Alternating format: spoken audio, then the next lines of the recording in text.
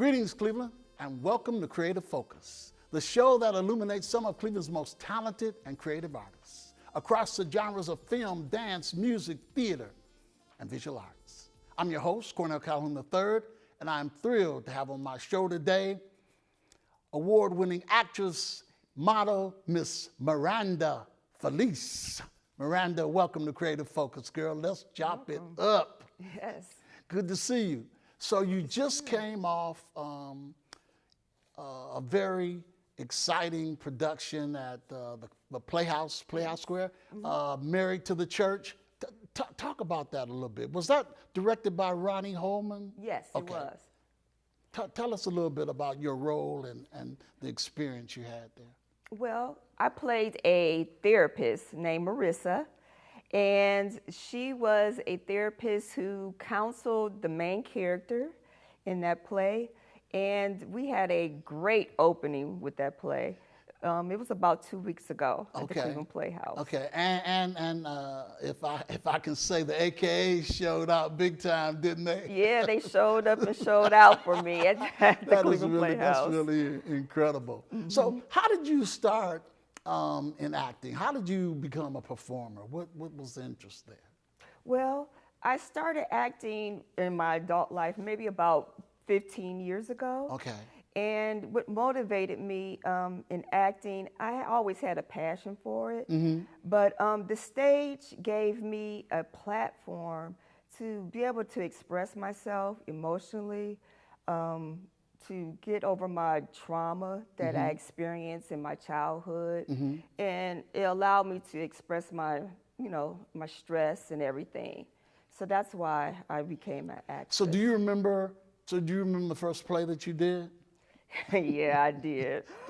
It was called A Play About a Play. A Play About a Play. And I played the attorney in that play. And the play was by Yvette France.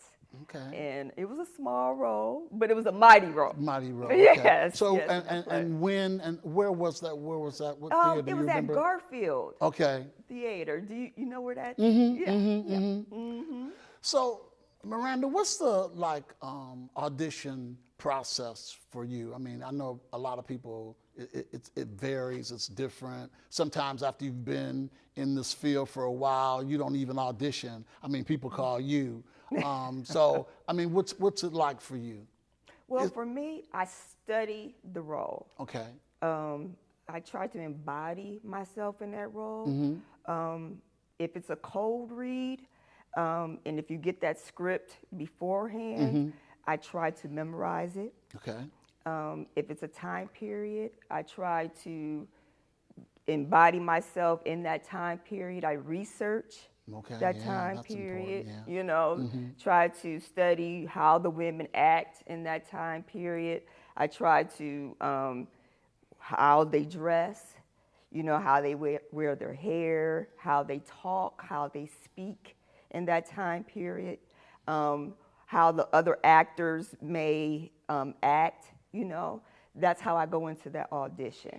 So do you prefer having a monologue, or do you prefer having the lines just reading with other actors? Does it make a difference? I prefer to have reading with other actors instead of having a monologue. Okay. Because when I have another monologue, I get nervous. Okay. And yes, So, I'd rather.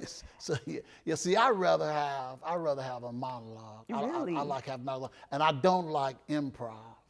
I don't like improv. Me either. Yeah, I agree with that. I don't like improv. So, what type of director do you like to work with? And I say that because early on, when I first started acting, I came out of the school with the Reuben Silver and Dorothy Silver, the first lady of theater, and they would actually tell you everything to do. Go to your right, stoop, bend over, stand back up, go sit left, And then later on, I started working with directors who gave you more freedom. They would just give you a role, and then they would kind of rope you in. So in other words, you would make movements based on, the script and so forth. And then if they didn't like it, they would say, hey, we don't like that. Try something else. So does it matter to you You like that freedom, or do you really like for a director to tell you exactly what to do? Well, since I feel like I'm new in the game, so to speak, I like to take direction. Okay. I like directors to be very direct with me. I like hard-nosed directors like yourself. Okay. So, and I always ask, should I be doing something new? Right, Should I be right. doing something? So I liked the hard-nosed directors. A lot of actors I know, they be like, he's mean. And, you know, I don't like to work with that director, but I like to take direction. I like for directors to tell me what I'm not doing right and what I'm doing wrong. So I do not mind taking direction from directors at all. Because I do not want to be on film or on stage and I'm looking crazy, you know, so. Are there a few directors that you've enjoyed working with? I enjoy working with you. Thank you. I have enjoyed working with Mike Berry, Ronnie Holman, Yvette France. So those are quite a few directors that I have enjoyed working with. But you were a hard worker beside the talent. You know, you gave it your all. We worked on a project a few years ago. Yes. The Hollow Image, a daughter trilogy. And I remember often you would come to rehearsal, just you, and we would work, because you had several monologues. Yes, long monologues you gave me. Long monologues. What do you remember about that show, The Hollow Image? Because we actually produced that show for Black History Month at City Hall, in the City Hall Rotunda. I remember that character had, again, long monologues, and she was very emotional character. Multifaceted, and she was a mother that was very, very mean. Eve Longwood. Yes, Eve Long was very mean and very emotional with her daughters, and she treated her daughters with a hard, mean fist, and yeah. And I remember that you had very good rapport with a lot of the, not only the daughters, but a lot of the male characters. Yeah. The numbers guy, brand new. Yes. And then your husband's twin, right. Rowdy. Remember Rowdy? Yes, yes, yes, yes. Let's take a clip. Let's take a look, excuse me, of a clip of The Hollow Image, a daughter trilogy, starring Miranda Felice. Let's take a look. And don't think I didn't hear you sneak that no good Tyrone Jones in your room last night. Man just got out of prison and you got him up in my house? Why you want to be fooling around with no good, no count, jailbird like Tyrone Jones? Why can't you find a decent man, a good man, like your daddy?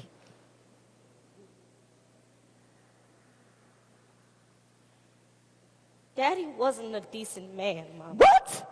What you? He was nowhere near perfect like you and Grandmother say. You better watch your words, Starface Longwood. You treading on thin ice. The dream world that you've been living in, Mother? It's a lie. You didn't know Daddy. No one did. The perfect man is a perfect lie. Get out!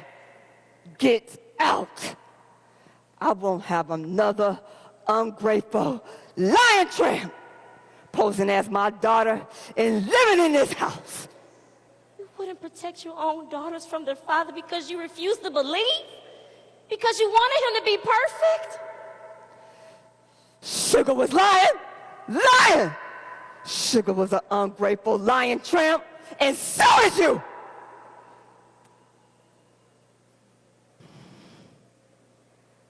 Sugar wasn't lying, Mother.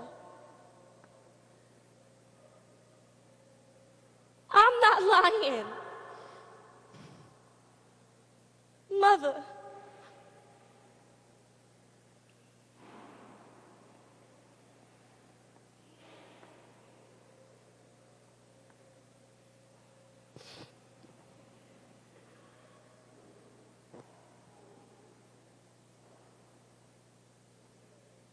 Daddy wasn't a good man. Sugar knows it. I know it. Do you hear me? Daddy wasn't perfect. He was pitiful.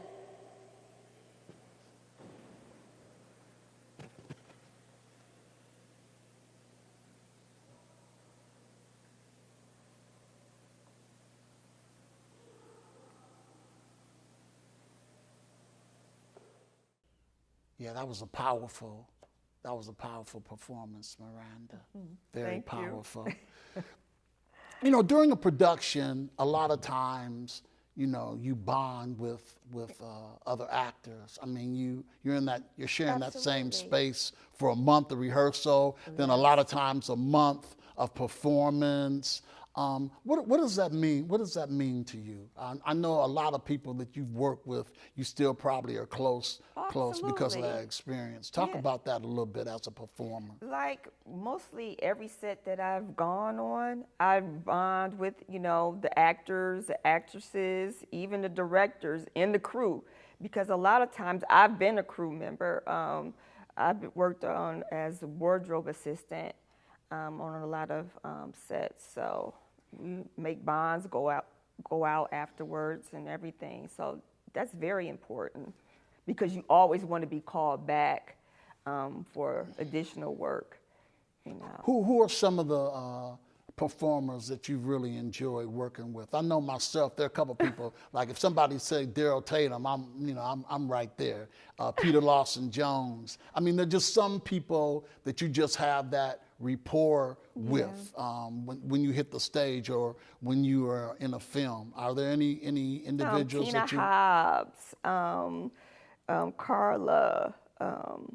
It's a lot of Carla people. Macon. Yeah, Macon. Yeah, Yeah. you had her on the set. Yeah. Yes, it's a lot of people. Yvette France. I mean, I have a lot of people I can name. Right. So, what do you think separates you as a performer? What distinguishes Miranda Felice from another actress? Why should I cast you in a film or in a play? Hard worker, punctual, team player, dedicated.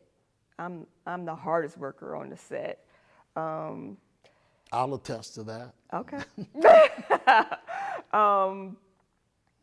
I don't know. I just have that aura, just very, I don't know, that pleasant. Drive, and that drive Yeah. to perfection, that drive for success, you know?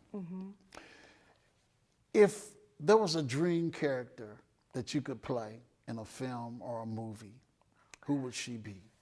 Wow. This may not sound like a dream character, but this is probably so ratchet. But a drug fiend. A drug fiend. Yeah. Why? I played that role before. Okay. Because it's so far from who I am. Okay. And that's a challenge. That would be challenging. Because I think people would like, that's not who I see her as. She's so pris and clean. Right. Well, you know, I mean, that's the challenge as a performer, to be able to, even as a writer, the whole idea is, and I always tell my actors, you know, you have to make the audience forget that they're in a theater. Right. You have to make the audience forget that they're in a movie theater, they're watching a film. Because if you can get the audience to believe in what they're seeing, then, you know, you've hit your mark. Right. You've hit your mark. I think I get typecast as a certain role. So if I can reach out and be something totally different, then that's Well, I why think we picked accomplished that as my dream. I think we accomplished that in the the hollow image because you're nothing like Eve Longwood. No. Because Eve Longwood was off the chain. She Right. was off the chain. What do you enjoy most about performing?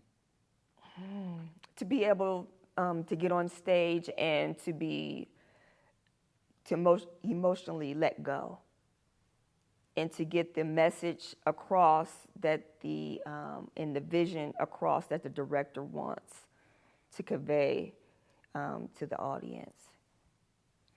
Do you believe growing up in Cleveland had any influence on your ability to perform? Did it influence you in any way as a performer? Absolutely, because art is everywhere. And growing up, it gave me the opportunity to go to concerts and festivals, and I was, exposed to music and museums, and yeah. You were in a film. We actually were in a film together. We didn't know each other at the time. Mm-hmm. Stand Alone. Yep. By Joey Billups. Joey Billups, a Joey Billups production, tribal production. What do you remember about that film? I think it was shot in, I want to say 2017. Okay. What do you remember most about that? What do I remember most about that film? I was allowed to be creative in my part.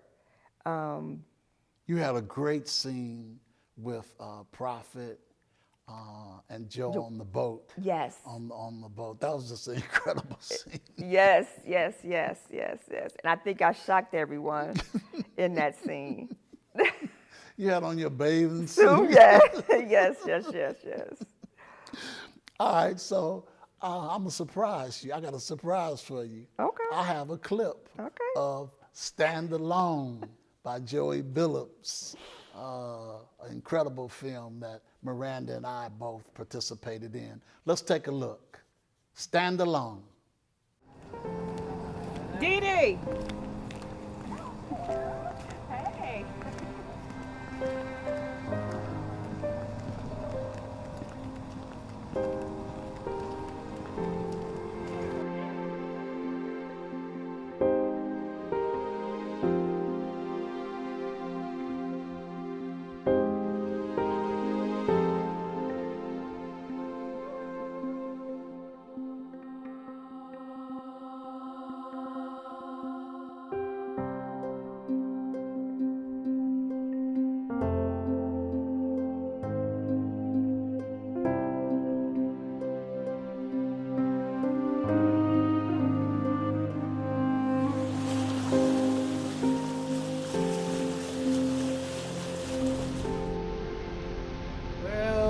Well. Let's just enjoy the sun and water. Oh, ladies, you remember my friend Fred here? Hello, ladies. It sure is nice seeing y'all again. How you doing, Fred? I'm all right. Yeah, my boyfriend told me he sold one of your cars. He is thinking about building one. He loves that burgundy. Well, tell him to give me a call. I'll find him so he can work with me. I sure will. Well, tell me, Fred, are you still single? Or are you still waiting for that special one to come along? Boy, you ladies sure are funny.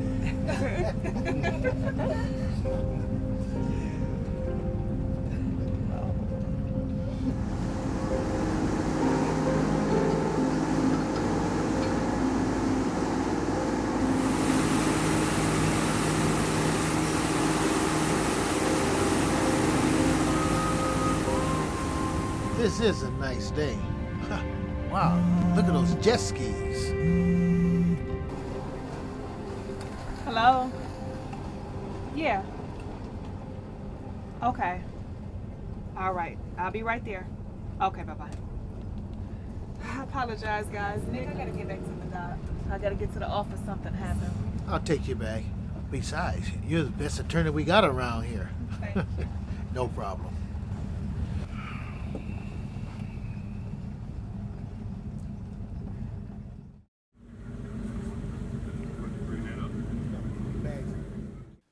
when I did research for the show and I had to go back and look at that film, I had to smile at you and Prophet because that was such a great scene. Yeah, got such a great scene. So quickly, do you have a preference, film or theater? I love doing plays. Okay. Yes. Why? Why? And what's because you get what's the the audience, biggest difference you see? Because you get the audience response right away. Right away. And the interaction and the energy, you cannot deny that. So that's why I like doing plays. Okay. I like film better. Really? Yeah, because why? I started out it's so difficult it's difficult anyway for any playwright, but as an African American playwright, it's so difficult to get your work produced. As a filmmaker, you shoot your film and you send it out the contest and that's it. With a play, you got to find somebody to produce the play. And most of the time with theaters, it's all about revenue and finance. And a lot of times they don't want to take a chance on a first-time playwright. They want established playwrights that they know people are going to come to their plays. And I've just found it's so much easier to concentrate on film. I mean, that's my take. I know a lot of people think otherwise, but that's why. And what's the difference for you, film, theater? Well, like I said, I like the audience interaction, and then I know with film you always have it, so that's a plus with film. Yeah, because unless it's taped, and then the other thing about theater is every night's different. That's true. Every night is different. All kind of things happen. You know that yourself. Yes. Then if you mess up, it's just the thing about film, you mess up, you just retake. On theater, you got 300 people in the audience, and they see you. And they see you. We had an incident when I was in the show at Caramoo where we were in a bar. It was a bar scene, and we spilled. The lead actor spilled beer on the table. And so you got beer on the table running down on the floor. Oh, wow. And the only thing that saved us was we had 4 experienced actors on set. The play was called Johnny Taylor's Gone. And I just happened, I was the owner of the bar, and I just happened to look and in the back, and I saw a mop and a bucket. And I just took my lines, walked off stage, got the mop and bucket, mopped up the beer. The barmaid came with a rag, cleaned off the table. And act like it was part of the script. And the second barmaid brought him another beer. Okay. And I remember my son went to the play a couple of times, and then afterwards he said to me, he said, "Hey," he said, "what happened to the beer scene?" I said, "Man, that wasn't supposed to happen."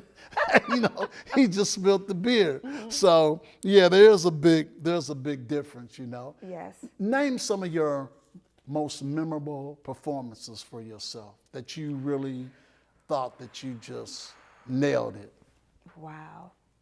Well, Stand Alone, I like that performance.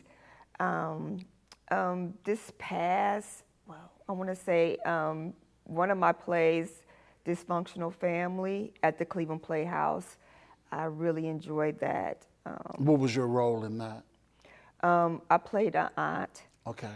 In that performance, I really think I really nailed that role.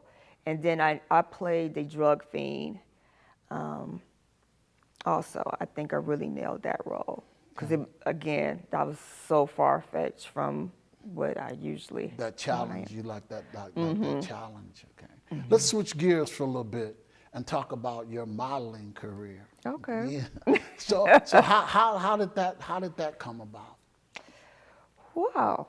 I had taken some headshots, and someone seen my headshots, and they just asked, "Well, do you do any modeling?" They inboxed me from my Facebook on social media, and they asked me, would I be interested in doing some modeling for them, for some eyeglass wear. Okay. So what's the biggest difference that you see in print modeling and runway modeling? Do you do both, or do you I've have done a both. preference? Okay. Do you have a preference? I prefer print. Okay. Why? Is it Because I don't think I'm tall enough for the runway, and I'm kind of nervous or shy. Okay. Nervous and shy, and you've been on stage. That's what everyone says. So I'm gonna ask you this quick question: what's the baddest piece of wardrobe that you've ever modeled, in your opinion? Something that you really thought was, Bridal really cool. wear. Bridal wear. Yes. They had me do a bridal scene, and I had an actual groom, and they were like, Miranda, we want you to do the bridal scene. And I was like the grand finale of this fashion show. And I was like, okay, I'm so honored. Okay. So I think that was like the baddest piece, for me to do the grand finale. And Wayne Dawson was the host of this show, and it was at where was it at? Landerhaven. Okay. So. And what would you say is the most challenging modeling job that you ever had? Oh, challenging. Wow. I want to say it was one fashion show where we had to just like hurry up and change like within, a minute or so, with our dressing changes. So I think that was the most challenging fashion show that I experienced, because I'm not that, experienced with, fashion shows or modeling. So when was the last modeling gig you had? Maybe about 2 years ago. Oh, 2 years ago. Okay. So what are your long-term goals? I mean, where do you see yourself 5 years from now? Or where do you want to be? Where do I want to be? Yeah, in terms of your acting or in terms of your modeling, or do you just ride the wave wherever it takes you? I just want to ride the wave. I really do want to be more proficient in my monologues. Okay. I want to go to more workshops in California, and I want to do more plays in the Cleveland Playhouse, and that's where I see myself. And so, what's next for you? I mean, what are you doing? Do you have any projects coming up in the near future that we can, check you out? Yes. Well, again, I've been doing some screenwriting for some projects here in Cleveland that you will be seeing up and coming for some films, some independent films, and you will be seeing me in some plays here in Cleveland. So have you written anything solely for you, by yourself? No. Why not? I mean, No. if you can write for someone else, you can write for yourself. Well, I did write a children's book. Okay. That's on Amazon. Okay. What's the title of it? It's called James Does Pay Attention. James Does Pay Attention. That's a great title. Yes. And they can buy it on Amazon? Yes, and on Barnes and Nobles. Oh, look at you. See, you had I a never secret. put- You had a secret out. I didn't know that, Really? Okay. Yeah. So what's the title of it again? James Does Pay Attention. James Does Pay Attention on Amazon. Yes, Okay. and Barnes and Nobles. And what age group does it is it for, would you say? It's for 3rd through 5th graders. 3rd and 5th graders. Okay. Yes. All right. See, I gave you a plug there. All Yeah, right. shameless plug. Hey, thanks for being on the show. I appreciate it. thank It you. was a Mr. pleasure Calhoun, having you. for And having we'll have to me. work together again. I have to get you a role. Yes. Maybe I'll find something for you in Longwood. Oh, All right. wow. Thank you. Well, that's it, Cleveland. We're out. I'd like to thank my special guest, Miranda Felice, for hanging out with us today on Creative Focus. So remember, a true artist is not only inspired, but inspires others. I'm Cornell Calhoun III for TV 20 and Creative Focus. Until the next time becomes our time. Be well, be safe.